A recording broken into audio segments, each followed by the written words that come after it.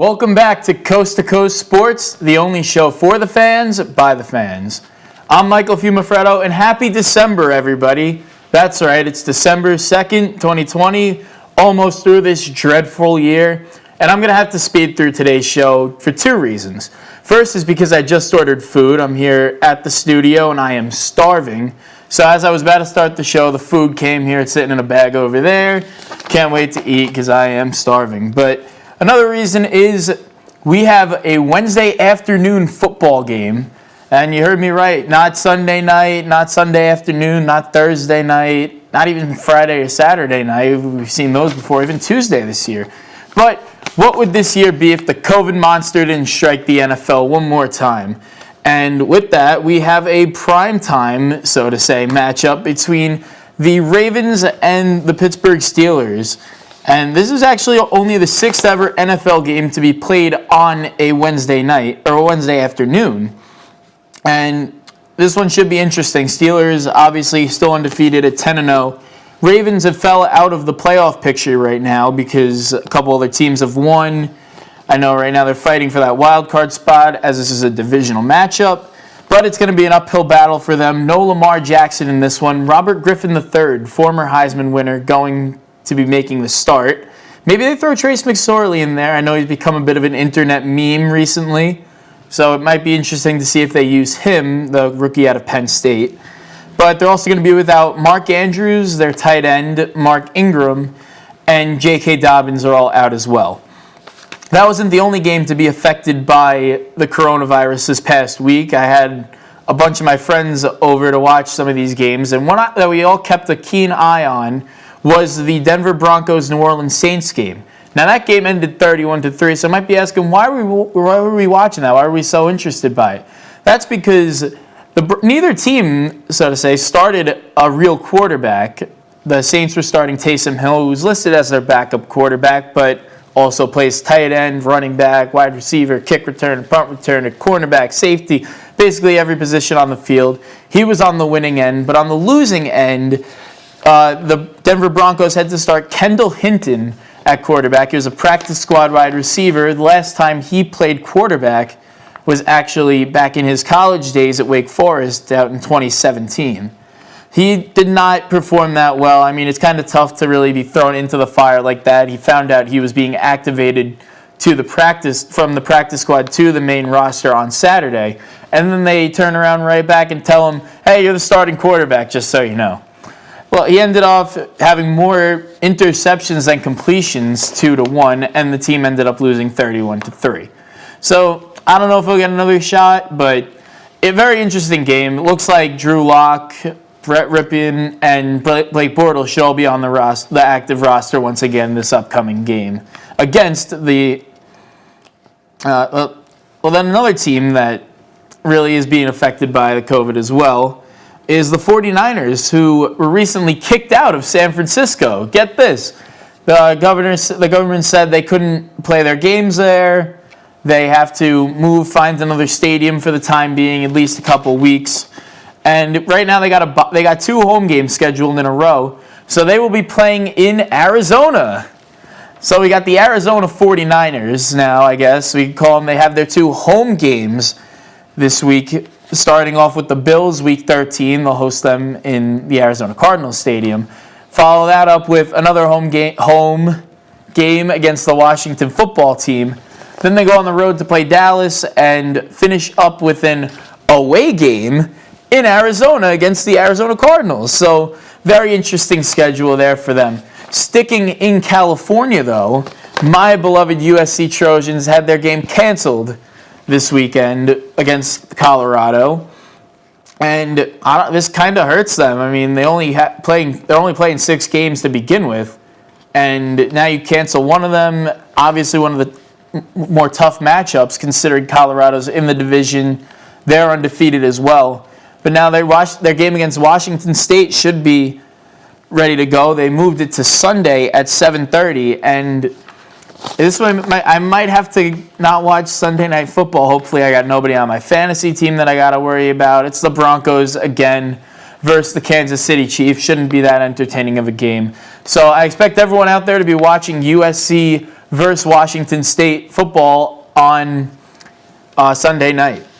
But time to get into some of the nitty-gritty stuff. And I'm going to go on a little bit of a rant here because, like I said, USC, they're already a long shot to make the playoffs to begin with.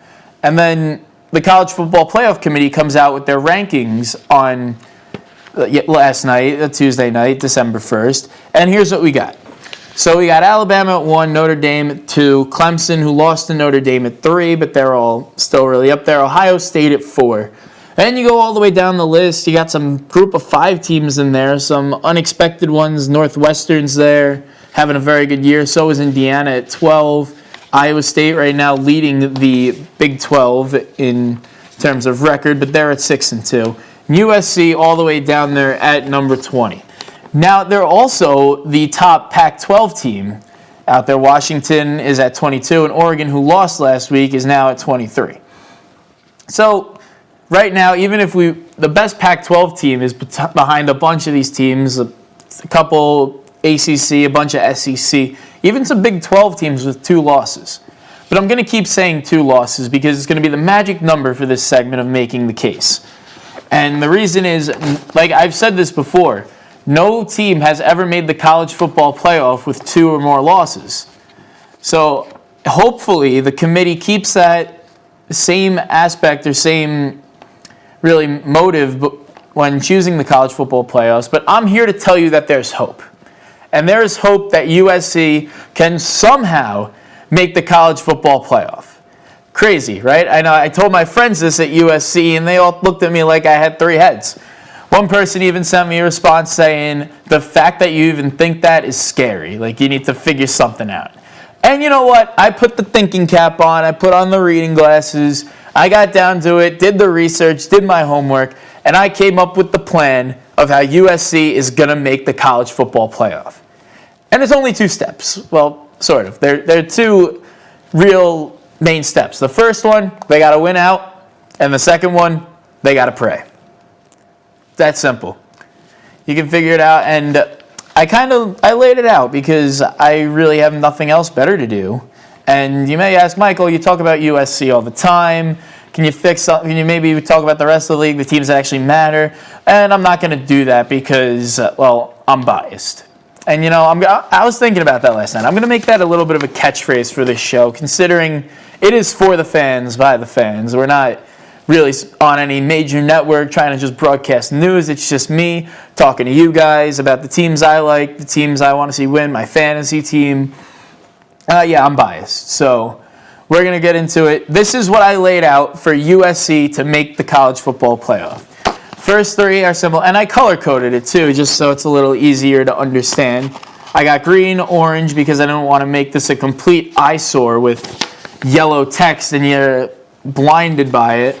So orange is like a toss-up, something that might happen, could not, and then the red is basically something that most likely, 99.9999999% chance of not happening. So we see now the first 3. You got to win versus Washington State this week. They have to win at UCLA, which is being played at the Rose Bowl Stadium, so only a little bus ride to Pasadena for them. And then they got to win the Pac-12 championship game against either Washington, or if they lose, maybe they play Oregon again. But those 3 games are going to be important because at that point, USC would be undefeated. Now, I want to go back to the college football playoff picture and just showing you right now that I think there's 2, most likely 3 locks on the board right now. Alabama, they should win out. They should be in the college football playoff as the number 1 seed. Notre Dame, Clemson, though, they are in a very tough spot because Notre Dame obviously won when they played a few weeks back, but Trevor Lawrence is starting quarterback for Clemson and likely number 1 overall pick of the New York Jets in April. It was not playing. He was out due to COVID. So here's 2 scenarios now, and if we go back to my list, there's a little star for the bottom. Notre Dame can win this game. Clemson would have 2 losses, and I think that'll actually bump out Clemson maybe. We'll have to see, but I think that's a 2-loss Clemson team. You got to draw the line somewhere, college football playoff committee. But the other scenario is if Clemson wins so convincingly, I can see Notre Dame getting knocked out. The playoff committee might say, hey, you guys beat a team without their star quarterback, and you only won in triple overtime. But when he's on the field, you guys get blown out in a championship game. So we could see something like that logic having maybe knocked Notre Dame out because they're not even a conference champion. Now, let's go back to the path to the playoff. Number 4, Florida has one loss right now, but they're most likely going to play Alabama in the SEC championship game. They are currently at number 6 in the pool, or in the rankings.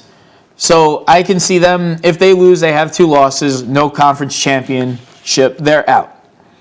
Next up, Ohio State. Now this is my first toss-up, because Ohio State, apparently, they have to play at least 5 games to be eligible, or they have to play 6 games to be eligible for the Big Ten championship game, their conference.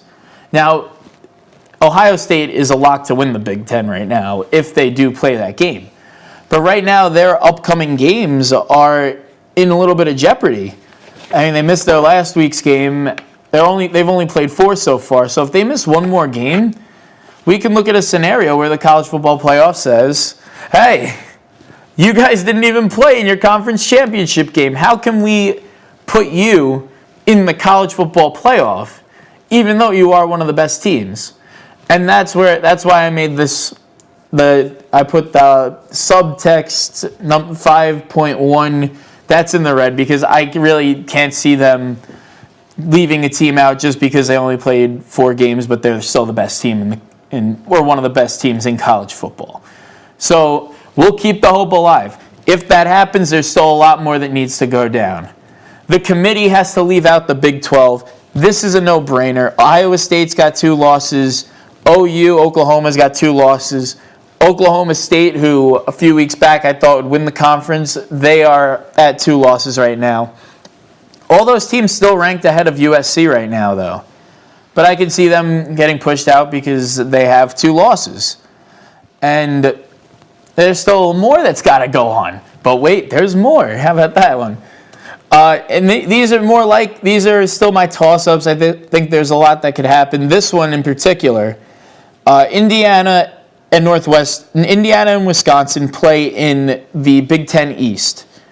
Wisconsin right now only played 3 games, so they might not even be eligible to make the Big Ten championship game. And then you got Northwestern, who's undefeated right now. They are the Big Ten West champion currently. So what needs to happen here is most of them have to lose a game. It would be great if all of them can drop at least 1 game, but whoever loses that game, they all have 1 loss right now. So whoever loses 1 more game has to win the Big Ten, because then you think to yourself, well, the Big Ten champions got 2 losses. The Big Ten runner-up has 2 losses. How can you put a team in with 2 losses? There you go. That one's a little bit complicated. I kind of explained it weird, so let me break it down again. They all got 3 losses. If one of them loses another game, they'll have 2 losses. If they win the Big Ten championship, no matter who the other team is and how many losses they have, they will now have at least 2. So there you go. And then the last one, we've seen how the College Football Playoff Committee treats group of 5 teams. Cincinnati and BYU, one's in the AAC and the other's in the Mountain West Conference. So both not Power 5 conferences. If they lose a game right now, they're undefeated. But if they lose at least 1 game, they're out. So that's my process of how USC is going to make it to the College Football Playoff. It's a lot to digest. There's a lot that needs to go USA's way. That's why I said they have to win out and they got to pray. It's that simple. If you're a USC fan, I expect you to be praying as well, because there's a slim chance, it's slim to none, but it could happen. And I'm the first one to tell you, and hopefully in a couple weeks when they do release who made the college football playoff, you're sitting there and be like, hey, he told me they were going to make it. That's all that matters. We're going to move back over to the professionals now, go into the National Football League for some top 5. And like I said, it's been a crazy week so far in the NFL. And it's not even over. It's week 12. A lot more still to come. I think we're living in the upside down right now. The way these games went over the weekend, we had some crazy scores. We had some blowouts that shouldn't have been. We had some wins that were a lot closer than they should have been. But the top 5 for this week is going to be the upside down games of week 12. And we're going to kick it off with number 5 of the game we already talked about, the Ravens-Steelers, who, as I'm filming this, they should have just kicked off. It's Wednesday afternoon football coming to you on NBC. Baltimore Ravens visiting the Pittsburgh Steelers. Great division rival game. I'm going to be tuning in right after this. But moving on to number 4, the New England Patriots upset the Arizona Cardinals 20-17. And New England Patriots win on a last-second Nick Folk field goal. So Cardinals now have fallen out of the playoff picture. I think they might still be there, actually. Don't take my word on that, but they're right on the cusp now. Los Angeles Rams, who also lost this week, are still in. But this game was weird because neither quarterback threw for over 200 yards, and neither team had over 300 yards of total offense. I think Cam Newton threw for a very nice 69 yards. And all the quarterbacks, him and Kyler Murray, both combined for three interceptions to no touchdowns. So pretty bad game there. I mean, you could say it's a great game for the defense, but not the best game there, thankfully. And we'll keep it with the Thanksgiving for this week, but I'm very thankful that Graham started Kyler Murray this week because Aaron Rodgers was on his bench. Moving on to number 3, though, and I was way off on this one. I was talking to my friends about it. I thought the Las Vegas Raiders would blow out the Atlanta Falcons, but I was completely wrong. Atlanta won the game 43-6. I did say it would be high scoring, so we could say that, but I thought it would be high scoring for both teams. Atlanta really just looked the better part. Derek Carr played awful after I said he was going to have one of his best games. Fantasy-wise, my friend Christian, who was at my house on Sunday, actually came up to me in like the first quarter, and he's like, yeah, Derek Carr is playing great right now. Shows me his phone. He's got -2 points. So I was like, oh, whoops. Yeah, that's all you can really say is there. Whoops. Going on to number 2, the Seattle Seahawks defeated the Philadelphia Eagles. This was expected, but the score was 23-15. And you might be saying, all right, they still won. It was a touchdown game, close game on a Sunday night. You never know what could go, any given Sunday, you know. But a lot of people had this betting spread of Seattle -6.5. And if you do the math, that's only 6 points. The score is actually 23-17. So, and I'll get into why that is in a second, but 23-17 comes out to 6 points. So anyone who bet the Eagles was jumping for joy. However, that was only 10% of people or so that bet. The other 90 had to watch as the Eagles scored on a Hail Mary when they were down 23-9. And you're like, all right, they're going to kick the extra point. It'll be 23-16. Maybe they even miss. It'll be 23-15 still. We got this. But then Philly decides to go for 2. Which doesn't make a total lot of football sense. They were down 15. The extra point makes it 14. Or they were down 14, scored a touchdown, extra point, make it a 7-point game. They decide to go for 2. They get it. And fans were so outraged by this that one of them actually sent an email to the commissioner, Roger Goodell. And here's what it says. To whom it may concern. Let me just start off by saying that I have been an avid fan of the National Football League for a while now. However, I am beginning to wonder what this league has become.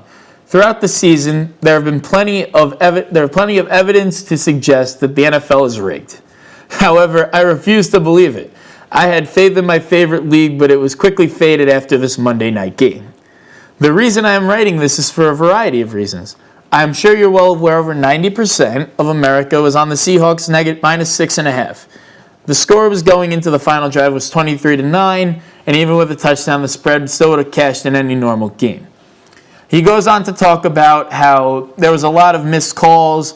I saw one of those that he talks when Carson Wentz threw the ball out of bounds. It should have been an intentional grounding, but they said it wasn't. But anyway, he goes on to talk about all that. The game was never fair to begin with. This is the last paragraph now. Going back to the final drive, the touchdown was expected, making the score 23-15. I don't even know how you can say that when it was a Hail Mary to Richard Rodgers, who now has 2 touchdown catches in his career off a Hail Mary. I studied analytics. There's absolutely no reason to go for 2 in this situation except for one reason and one reason only. Because Vegas had an influence on this game. He goes on to talk about that a little more. He goes, I will send my Venmo, and I am expecting a response shortly. He wants Roger Goodell to compensate all Seattle bettors and to get their money back. Fix your game. This is the NFL, not put money in Vegas' hands league. I expect more. A concerned fan. This is what the NFL's come to. That is a real email that Roger Goodell received. And I thought it was the funniest thing. My friend Rob, we were talking about this when I sent this in my group chat, and we went ballistic. He was like, there's absolutely no way that spread should have hit. The Eagles should have, there was no reason for them to go for 2. It was so much fun. It was so funny. But anyway, number 1 games that, the upside down game of the week, or should I say games, are these. And because I'm biased, I'm showing you my fantasy league. A lot of blowouts going on. Mine at the top. I defeated Graham, who was talking a lot of smack coming into the week about how the last time he beat me by 50 points. My team played pretty bad that week. He had a lot of injuries, some COVID players. But second game on the list, Danny Vaccaro, who I said is in 10th place, upset Mike O'Brien, who's got the league lead right now and should be locked in. Other than that, Phil's on a tear right now. Let me tell you, the Pittsburgh Feelers, he defeats Lonzo's Balls, who should move down to last place now. Only close game was Brant versus John Kroon. Brant gets the edge on there. John Kroon might fall out of his first round bye right now, the way he's been playing now. Currently it's 7-5. And Brandon Caridi of Dos Boobies makes his playoff case with a big win over the 8th place team, Christian Venditti. Christian still got Deontay Johnson left to play right now.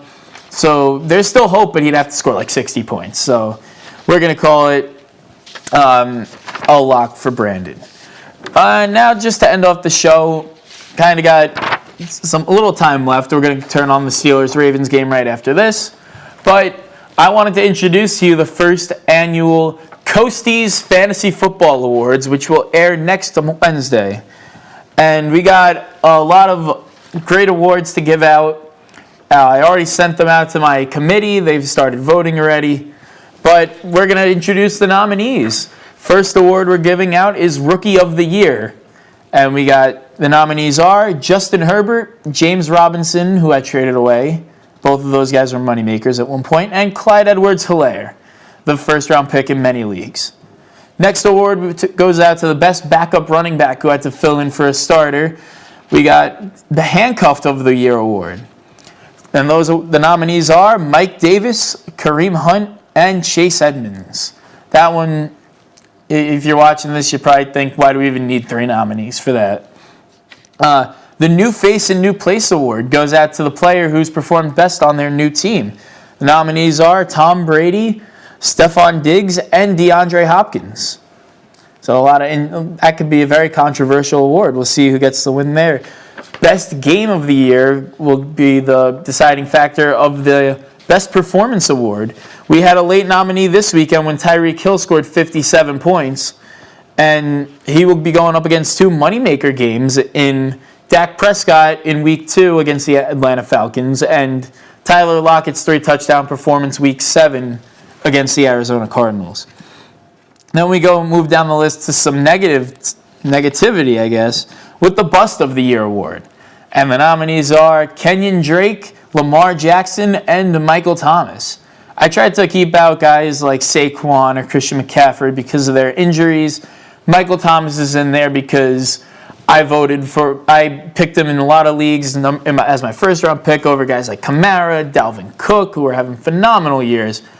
And he's just let me down. So, like I said, because I'm biased, we put Michael Thomas in as a nominee. Maybe he wins the award, maybe he doesn't. We'll see what's going on with that, what the voting committee decides. Because kickers are people too, I decided to put a special teamer of the year. This can either go to a defense or a kicker. And the nominees are Ravens defense, Daniel Carlson of the Las Vegas Raiders, and Younghoe Koo, fan favorite kicker for the Atlanta Falcons. Waiver wire pickup of the year goes to the best player that was picked up in many leagues, went undrafted. Maybe he went in the later rounds, but in my league for sure they were undrafted. And the nominees are James Robinson, who gets his second nomination, Justin Jefferson, rookie for the Minnesota Vikings, and Robbie Anderson, former Jet and now with the Carolina Panthers. The Moneymaker Award. Now this is an interesting one because it's not based on the past, it's based on the future. And it's who the committee thinks is going to make the biggest impact on most playoffs, who thinks wins the most leagues. The nominees are Christian McCaffrey, who should be returning from injury. Same with Austin Eckler, who played last week. And Derrick Henry, because we've seen what he's done in years past when it gets down to the last couple weeks of the season. He's also got a very easy playoff schedule. All the teams ranked below the bottom of the last 10 against the running back this season. Now, I will be giving out a special award to the guy on my fantasy team, the Moneymakers, that I think performed the best all season. The Coaches Award goes out. The nominees are Tyler Lockett, Justin Herbert, and Antonio Gibson, who had a phenomenal week against the Dallas Cowboys on Thanksgiving. Then we will introduce the All Fantasy First Team. All the panelists will choose a quarterback, a running back, a wide receiver, tight end, kicker, defense. That's simple. There's your All Fantasy First Team, according to the Coasties panel. Then we got the Manning Award going out to the best quarterback. And it's the Peyton Manning Award because Peyton Manning was the first quarterback I've ever drafted in fantasy. Fun fact, we might have to do a quiz episode, and that might be one of the questions. The nominees are Russell Wilson, Kyler Murray, and Josh Allen. And finally, the only award with 5 nominees, the MVP. And the nominees are Dalvin Cook, Alvin Kamara, Tyreek Hill, Travis Kelce, and Devontae Adams. So there you have your Coasties Award. Comment who you think will win the awards, and we'll see you next week. I might have a bow tie on, nice little tuxedo, to present the first ever Coasties Award. But that's going to do it for me. Once again, you're watching Coast to Coast, the only show for the fans, by the fans. I'm Michael Fiumefreddo, and we'll see you Saturday on Spotify when we bring back Casual Saturdays.